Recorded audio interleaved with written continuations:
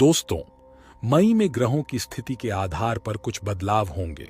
हम जानेंगे कि इन बदलावों का मकर राशि पर क्या प्रभाव पड़ेगा और क्या अच्छी चीजें हो सकती हैं। हम यह भी जानेंगे कि कौन से दिन हमारे लिए भाग्यशाली रहेंगे और किस दिन हमें सावधान रहने की जरूरत है। हम मई को एक बेहतरीन महीना बनाने के उपायों के बारे में जानेंगे। तो क्या होगा मई में हमारे साथ, यह जानने के लिए हमारे साथ बने रहें। आइए बात करते हैं 1 मई की, जब हमारे भाग्य को प्रभावित करने वाला ग्रह बृहस्पति आपके 5वें घर में होगा। बृहस्पति जहां भी जाता है वहां सौभाग्य और सकारात्मकता लाता है, और अब यह आपकी रचनात्मकता और पिछले कार्यों के घर पर अपनी रोशनी चमका रहा है। इसका मतलब यह है कि आपके द्वारा अतीत में किए गए किसी भी अच्छे कार्य का आपके जीवन में सकारात्मक परिणाम दिखना शुरू हो सकता है। इसका मतलब यह है कि देवगुरु बृहस्पति आपको जीवन में आपके कार्यों के आधार पर पुरस्कृत करेंगे। बृहस्पति एक बहुत ही भाग्यशाली ग्रह है, और जब यह 5वें घर में जाता है तो यह आपको अधिक आत्म जागरूकता, प्रतिभा और बेहतर शिक्षा प्रदान कर सकता है। अगर आप विद्यार्थी हैं तो आपको अपनी पढ़ाई में सुधार देखने को मिल सकता है। यदि आप अपने बच्चों को लेकर चिंतित हैं तो बृहस्पति आपकी सहायता के लिए मौजूद है। बृहस्पति को संतान संबंधी आशीर्वाद देने के लिए जाना जाता है। बृहस्पति के साथ यह संबंध एक अच्छे संकेत के रूप में देखा जा रहा है।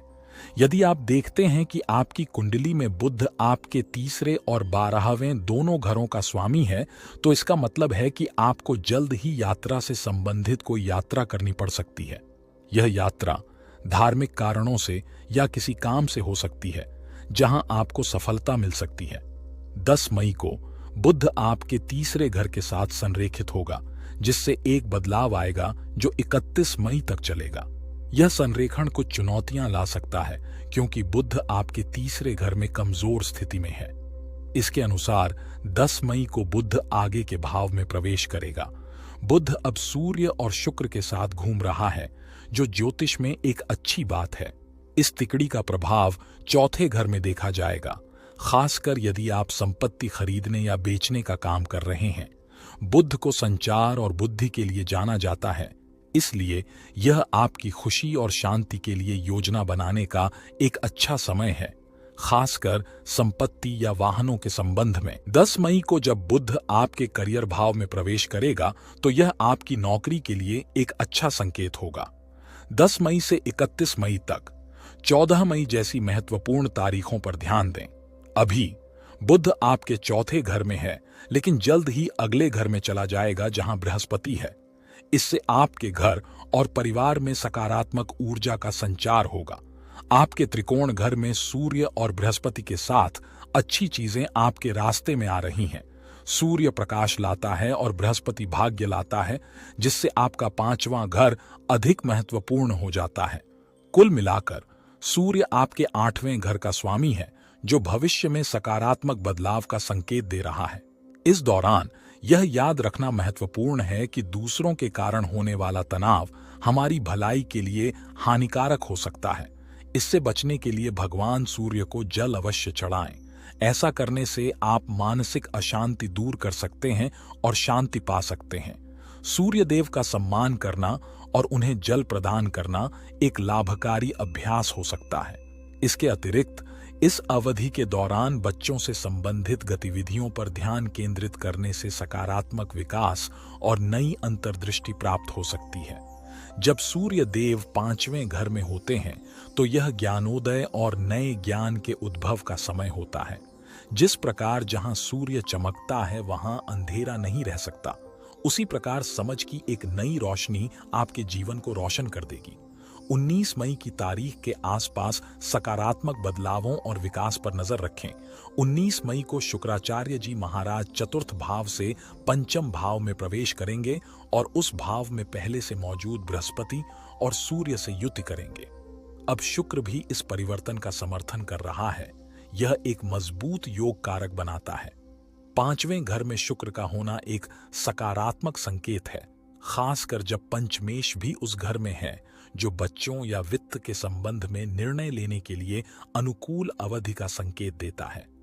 धन राशि में बृहस्पति की उपस्थिति वित्तीय संभावनाओं को और बढ़ाती है, जिससे यह वित्तीय विकास की योजना बनाने का आदर्श समय बन जाता है। पंचम भाव में ग्रहों की यह स्थिति वित्तीय समृद्धि के लिए अत्यधिक लाभकारी है। इस दौरान आपकी किसी भी वित्तीय चिंता या समस्या का समाधान किया जाएगा। अपनी आर्थिक स्थिति को बेहतर बनाने के लिए नई वित्तीय रणनीति बनाने का यह अनुकूल समय है। आपको बैंकों के बार बार चक्कर लगाने पड़ सकते हैं, खासकर यदि आपके पास बचत या निवेश के रूप में धन है। पांचवें, घर में शुक्र की उपस्थिति निवेश में संभावित वृद्धि और सफलता का संकेत देती है, खासकर शेयर बाजार में। इस अवधि का उपयोग अपने पैसे को सही ढंग से निवेश करने के लिए करने से महत्वपूर्ण प्रगति और समृद्धि प्राप्त हो सकती है। यह लाभकारी वित्तीय प्रभाव 12 जून तक जारी रहेगा। अब शेयर बाजार में निवेश करने और संभावित रूप से अपने निवेश पर रिटर्न अर्जित करने पर विचार करने का समय आ गया है। हालांकि किसी भी निवेश में बड़ी रकम लगाने से पहले मार्गदर्शन के लिए अपनी जन्म कुंडली से परामर्श करना उचित है। सलाह दी जाती है कि सोच समझकर निवेश करें, विशेषकर शनि के अनुकूल स्थिति में होने पर। आपकी राशि के स्वामी और धन के वित्त मंत्री के रूप में शनि आपकी वित्तीय स्थिरता को बढ़ा सकते हैं। साथ ही मार्च 2025 तक शनि आपकी अर्थव्यवस्था को रणनीतिक तरीके से मजबूत करने का काम करेंगे। अपनी वित्तीय स्थिति को बेहतर बनाने में मदद के लिए शनि पर भरोसा रखें। 3 दशकों के बाद वे अब ठीक आपके दूसरे घर में स्थित हैं। राहु और केतु के प्रभाव पर विचार करने पर यह स्पष्ट हो जाता है कि पूरे मई माह में राहु का प्रभाव आपके तीसरे घर तक रहेगा। जैसा कि पहले उल्लेख किया गया है, तीसरे घर में राहु की स्थिति आपके साहस और कार्य नीति में वृद्धि का संकेत देती है। कठिन परिस्थितियों से निपटने में आपकी निपुणता बढ़ेगी, जिससे इस अवधि के दौरान सफलता मिलेगी। इसके अलावा केतु देव 7वें घर में राहु के ठीक सामने 180 डिग्री पर स्थित हैं। केतु की स्थिति को देखने पर पता चलता है कि यह इस समय आपके 9वें भाव और 6ठी राशि में स्थित है।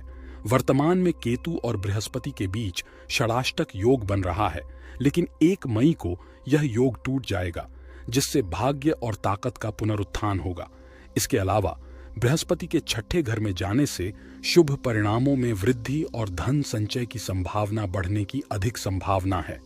इसके अतिरिक्त 9वें घर में केतु की उपस्थिति आध्यात्मिक झुकाव और धर्म के प्रति एक मजबूत भक्ति को गहरा करने का सुझाव देती है, जो अंततः सफलता की ओर ले जाती है। चूंकि 9वां घर धार्मिक यात्राओं का प्रतिनिधित्व करता है, केतु देव इस दौरान आपको आध्यात्मिक यात्रा पर जाने के लिए प्रेरित करेंगे।